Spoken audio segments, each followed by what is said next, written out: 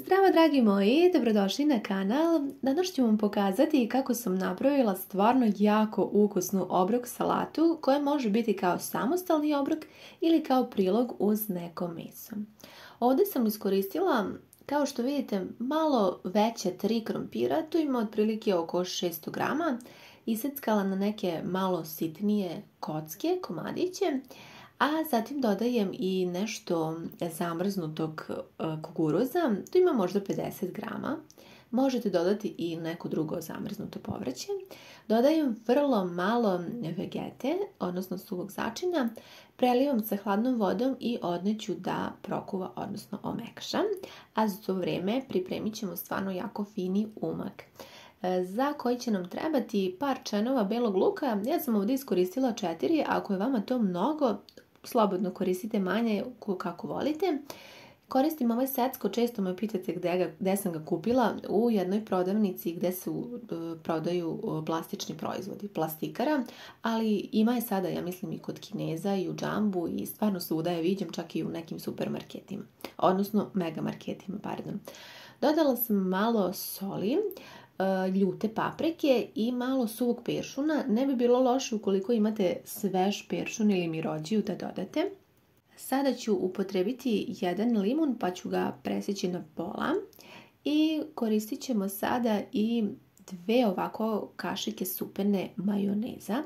Unutra ću dodati i malo manje od male kašičice senfa i polovinu soka od jednog limuna. Ukoliko nemate limun, koristite jabukovo sirće, vrlo malo. I dodala sam jako malo mrvicu crvene mlevene slatke paprike. Ako je ne volite, samo je prosto izostavite ili dodajte neki svoj začin koji vi volite.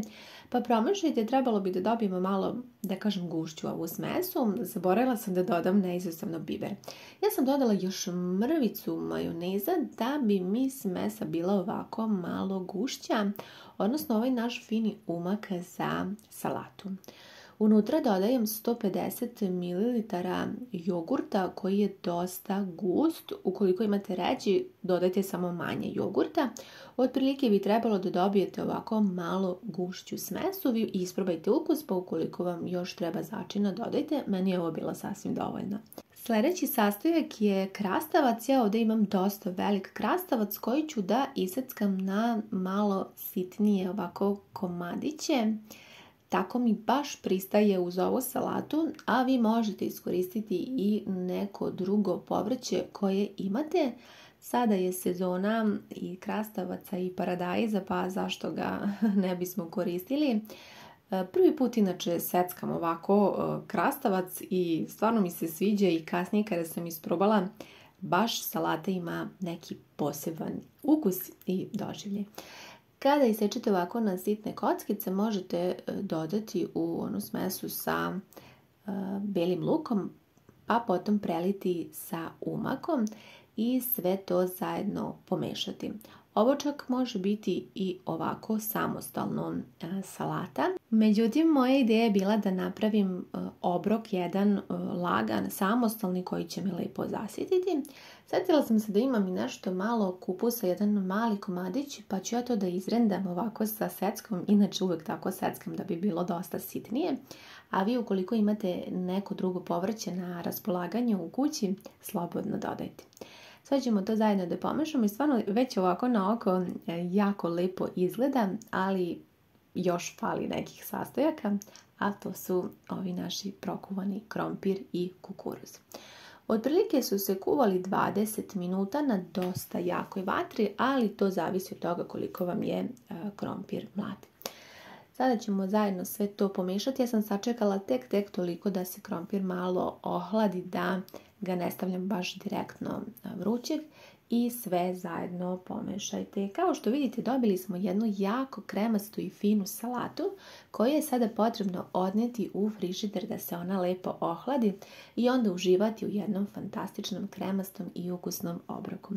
Nadam se da vam se ovaj recept dopao i da ćete ga možda nekada isprobati i setiti se da ga napravite, posebno kada nemate vremena, a i sada dolaze vreli letnji dani pa zašto ne bismo napravili nešto ovako fino, tako brzo i jednostavno.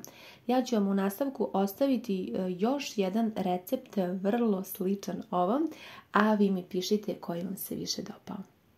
Danas ćemo napraviti jedan jako ukusan obrok koji se sprema za manje od pola sata i od tako jednostavnih sastojaka. Mislim da će vam se sigurno dopasti kao i meni.